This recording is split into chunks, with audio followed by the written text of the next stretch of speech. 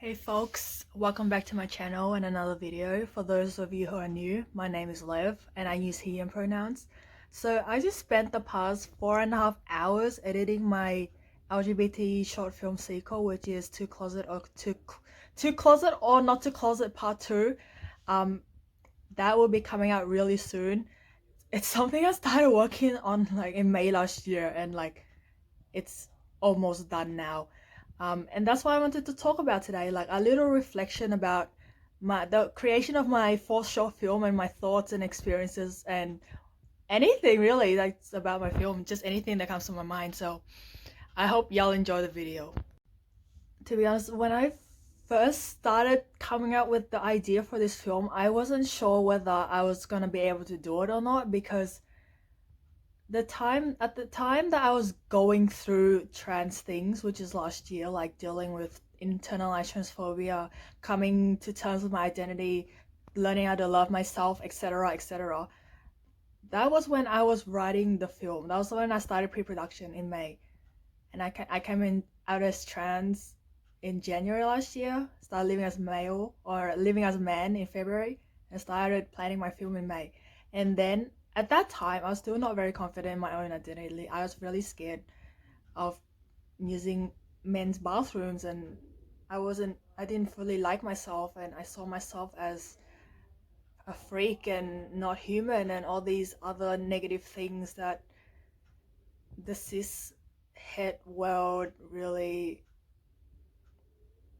the stereotypes that exist in the cis het world about trans people, the bad things about trans people. Like deep down, my unconscious, it was telling me, do it, make this film, start planning it. But my conscious was like, I'm not so sure about this. I don't know if this is a good idea. But then I just started writing down ideas in May of 2020, and then that's when pre-production began.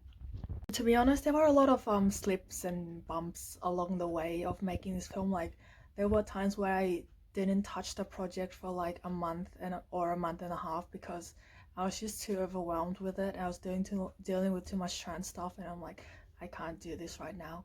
So I didn't touch it, and I just worked on other things like music and blogs and podcasts. And then I guess after like a recovery period, that's sort of how I think of it. And then I just like have all these ideas, all these thoughts about the film, like this creative, I don't know what you call it, this creative energy with a million ideas just hit me out of nowhere, and then I work intensely on the project for like a week or a few weeks, and then I would hit another bump where I just like, okay, I don't know how to proceed with this film. Okay, I wrote out all my ideas. Okay, now where do I go from here? And then I get stuck again, and then I will just not touch it again. It's like a cycle. It's a cycle. I have so many ideas, working on it, bang, bang, bang, bang, and then boom, I don't know what to do, and then I stop. To be honest, there were times where I wanted to give up on the project altogether, and I was questioning whether is this really worth it. Like it's a really hard road to make a film, especially something so personal. It's like, is this really worth it? And I did have all of those thoughts, and I did want to quit. Part of me wanted to quit, but then deep down I knew that I was more than capable of making this film and making it through the end and seeing the final product. Like seeing the final product today, not the final product, but I put all my scenes together. I have a coherent story. I see all of my ideas that I had storyboarding come to life in a film, like a sequential film, and it's such a rewarding feeling knowing that all of this hard work has actually paid off, and I did it. Basically, it's like, you did it, Lev, you did it, you actually did it. It's unreal, honestly. Like there were a few things I did in this film that I haven't done before. Like I actually designed and built two sets. I think it was two sets. I designed and I built two sets. Not like full-on construction work with like drills and everything. No, it's just simple set building.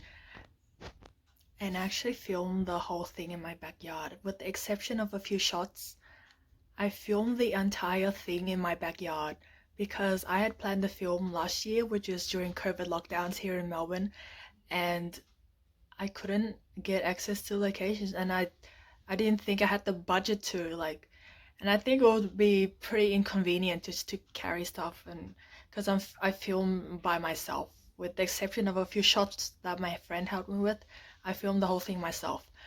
It was just a one-man crew, so I had to be realistic about things. Like I wouldn't be able to pay for locations and like get. Like, I didn't see the point in renting locations and stuff and not being able to do like more advanced shots with more camera movements.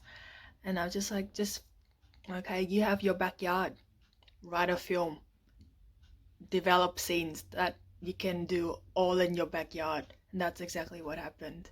I think that having creative limitations, I've heard a few people talk about this on YouTube, but having creative limitations actually helps me be more creative because it gives me constraints. Because I find that if I have too many options, and then I just I'm just overwhelmed and I don't know which one to go with.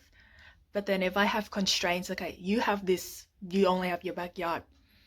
It just I just find problem solving to be easier. It's like, okay, you have this is your constraint. Now make a film around this constraint. I find that easier than having a million options and having to do all that stuff. It also like constraints also teach me how to work outside the box, like think outside the box, because I don't have a choice around my environment that I'm filming in. So I have to draw a storyboard and write scenes that work in the given environment. And like that also happened, which is something I'm pretty proud of. I did in this film that I haven't done in my previous films is play two characters. I'm not gonna say anything because I'll spoil it. Basically, I did play two characters, and when I was acting as one, I had to imagine the other one and what the other character was doing, and vice versa. That was, to be honest, at first it was a pretty awkward. I'm like, I don't know what to do. Like, okay, this, I have to imagine an invisible character here. By the way, I've never done like formal acting classes. I'm not an actor. I've never trained in acting. I'm a guy who just likes making films and learning the arts, like film art, the art of filmmaking and like acting, music, all that stuff. I'm just a student in this field, but it was a really interesting experience. I've also found that if I don't put too much pressure on myself to like memorize the script word for word and just like go with the flow, it's like, okay, this is the intention of your character. Okay, act, go, improv. And I found that at times that works better than trying to memorize every single action that I wrote down in my script for my character to do. It's just free flowing. Like right now, I'm just free flowing talking on camera. Like I didn't script this video. I'm just talking from my unconscious or subconscious basically. I didn't rehearse this, I didn't plan this, I didn't script this at all. And it's much more natural than trying to memorize a script and regurgitate it word for word.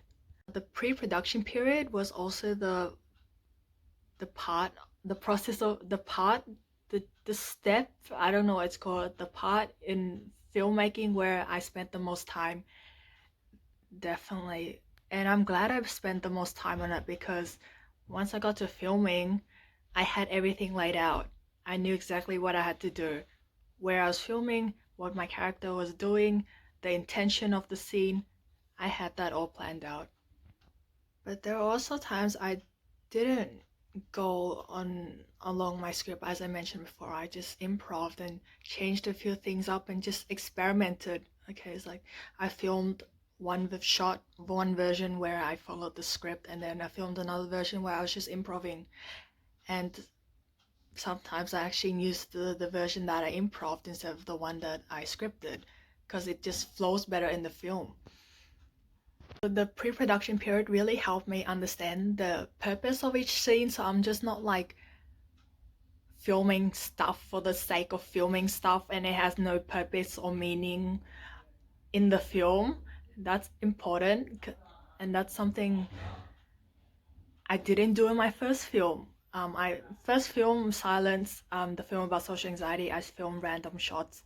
I had a voiceover script. I recorded the voiceover, and then I just filmed random shots that I thought would look good and fit the film, and then I just randomly put it together. Like I didn't have a plan for it at all, and that's something I'm not doing anymore, because I find that film is about showing, not telling. I've heard that before. Y'all may have heard of that before. Show, don't tell. So it's like trying to depict things in the visual form and using color and music and all that, rather than just straight up dialogue forever, constant dialogue. I found that to be important as well. While pre-production was not the most enjoyable time, it was a very necessary one. I think my favorite part would have to be editing. I enjoy editing more than the filming itself. I don't know. I just love editing, video editing, and just learning the different aspects to video editing, like color grading and effects, transitions, all of the whole package. Like I just love this whole field and art form. Going back to set design, I spent hours on that, and I spent hours building a set just for like a few minutes in the film. Basically, I built the set, I filmed a lot just in case, and then I only ended up using a few minutes of it. I guess that's filmmaking in a nutshell. Just all of these hours into planning, writing, drafting, building, filming, rehearsal, editing, just for like all of these hours, just for like, if it's like a feature-length film, maybe like just for an hour and a half or 2 hours. In my case, it was like 14 minutes. All of these hours just for 14 minutes of film in the final product. Like that's filmmaking in a nutshell for me. Just to be honest, I've never truly appreciated how difficult, time consuming, and how much effort it goes in to make a film until I made my own films. Like I thought it was pretty simple, it didn't take that long. I assumed that before I started making my own content. Then when I started making my own films, I'm like, oh, this is not as easy as it looks. It's not as simple as it looks. It's a lot of hard work. I guess that's what makes film special and so great, because all of the hours and time and effort spent into it just to create art. Now I'm just gonna talk about challenges I experienced, and I mentioned some earlier in the video, but I think it's better to actually sort of flesh it out a bit more. Challenges I went through and how I worked through it. So the first one would be, as I mentioned earlier, actually going through the trans issues as I was writing my film. Like I was writing stuff down as it was happening and trying to translate my experiences into film. Yeah, so the challenge was trying to deal with my mental health and the issues affecting me while trying to write a film. And there was no easy way to overcome this. I just had to keep going to gender therapy is the first thing, and just keep unlearning the transphobia that's been ingrained into my head, and slowly build more confidence and love towards myself, and actually feel confident living in my own skin. Again, there was no magic solution to it. It's just having time, putting in effort, and having the right supports in my life. The second main thing was creative bumps, like just running out of ideas or not knowing where to go with my film. And I found that if I just sit there and try to force an answer out of me, it's not gonna work. So I found that when I get stuck on one creative project, I just jump onto a different creative project, like make a new song, make music, or record a podcast, or film a video. Just doing other things and then taking a break from the thing that I'm stuck on, and then after some time coming back to it with a clearer mind, then I found that really helpful. Because one of my theories is that like my it takes my unconscious mind to time to process things and work in the background basically, and then when it's finished doing the work in the background outside of my conscious mind, and it will just hit me again and just be communicated to my conscious mind, and then that's where I found like my random influx of ideas come from, after my unconscious has had time to work through things, and then it just boom comes up. I also found that like another challenge is that I something I did when I previously did films and work in general is be too hard on myself and try to stick to that one path that I plan. Like this scene has to be exactly this way. This whole film has to follow the script exactly. It has to come out exactly as you planned it. Like I used to have a very fixed way of thinking, like where I'm scared to deviate off the path and I just have to stick to my plan 100%. And I found that not very good, because it's important to be flexible. It's important to be adaptable to whatever comes up. And sometimes like the initial plan doesn't work out and barriers may arise and impede that from happening. So it's important to be able to adapt. And that's what I did during editing my film. I wanted to add a few more scenes at the end, but then just editing the footage I had, it was already almost 14 minutes, and I didn't want my film to go over 15 minutes because I wanted to stay a short film, relatively short film. I don't want it to be like a half an hour film. So I didn't, I'm not doing that, and I'm just gonna make a little separate video for the things I wanted to say at the end. Also during set design, set construction, one of my sets kept falling apart, and I didn't plan that, and then it made filming take longer than I intended it to, and I finished filming just before the batteries were dead, and it was like, wow, what is this coincidence? But yeah, it just kept falling apart, and I got really annoyed at it, and it just it's like I film one take, and then it starts falling apart again, and then I fix it, and then like another take later it starts falling apart again, and then that's another barrier. Like I just had to problem solve and just use the time I had before the set collapsed again to film basically, because I didn't think through it that thoroughly. Just building this, I'm like, okay, I have these tools, I'll just build it using what I have, and then we'll see how I go from there. But then yeah, I just had to adapt and just work with the circumstance I had. Like I did feel frustrated, but then I felt like if I just kept letting frustration get to me, like it's not gonna get me anywhere. So I had to control that and just logically think through it.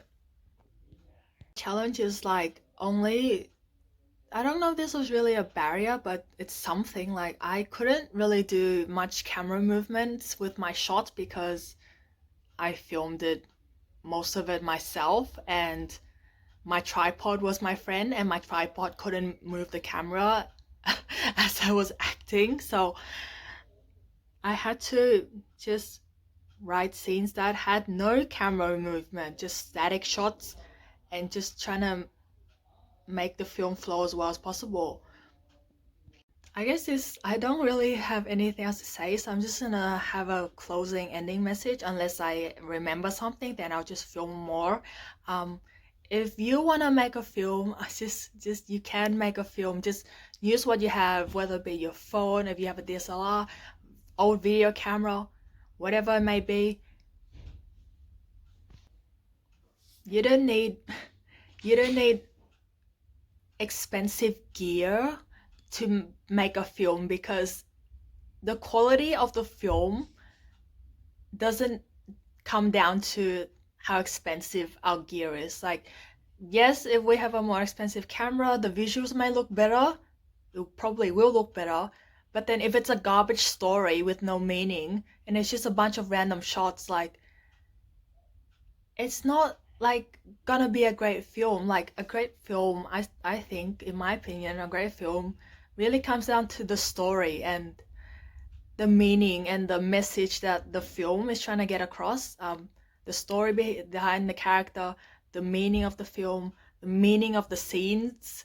That's what I found to be most meaningful, not the quality of my camera and my gear.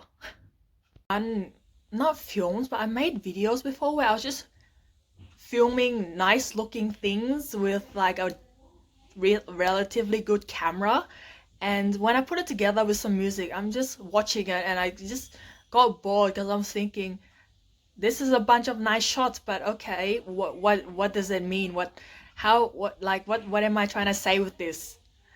What what am I trying to communicate to my audience? Like, it's just a bunch of nice shots with no meaning. And then that's like, it's very shallow to me. Like, it's just visually appealing. That's it. Like, there's nothing else. There's no depth to it whatsoever. So if you want to make a film, just go for it. Just try it. Like, everyone starts somewhere. No one comes out the womb being an expert in films. I'm not an expert. I still consider myself an amateur. Like, and I will always still be learning, as I mentioned in the previous video.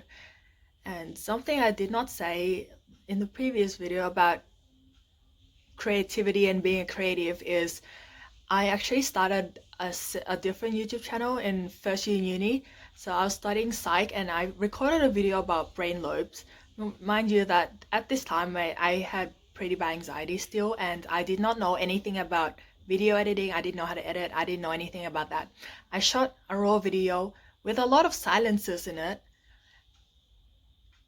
and then I uploaded to a channel that I made. It was like about psych, and then I deleted it the next day, the video and my entire channel, because I had too much anxiety about it and I wasn't confident in myself enough to leave the video up there and just be vulnerable with the whole world.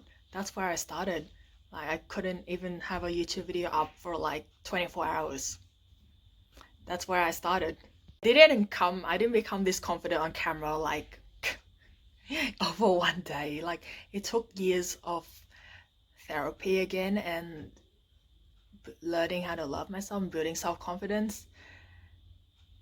It's yearly. And even when I started Let's Talk About Mental Health, I had no idea what I was doing. As I mentioned in the last video, I didn't know what I was doing either. I just had a message and I just wanted people to hear what I had to say, basically. So I just put myself out there.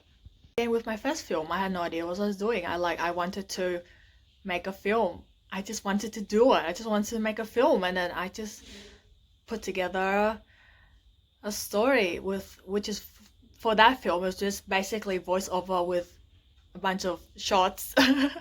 But I wanted to get the message across that people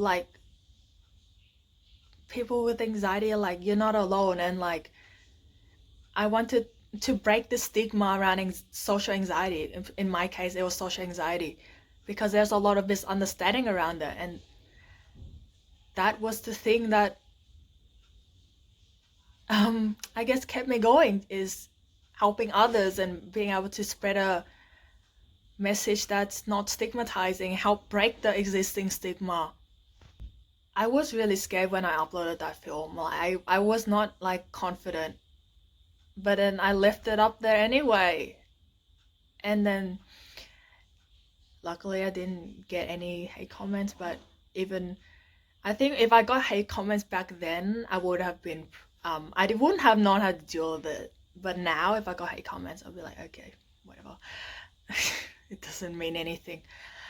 Yeah, do you, be you. If you want to make a film, go out there and make a film. It's okay if it's not the best film, because you know, when we start, we can't like know everything, and it's okay to make mistakes and learn, and then just keep on repeating. Like, what's that line? Like, I had a line, I remember I wrote in my Instagram bio a while back. It was like, learn, execute, reflect, improve, repeat. That's the cycle. It's like, you keep learning, you do it, and then you reflect on it, and then you figure out, okay, what went well, what didn't go well, and then you learn from that, and then you do it again, and then you keep doing that, keep doing that. That's sort of the system of how I improve and learn things in life. I do things, I learn from it, what went well, what didn't, again. Like it can't be all bad. Like I would have gotten some positive out of it, and then okay, remember the lesson.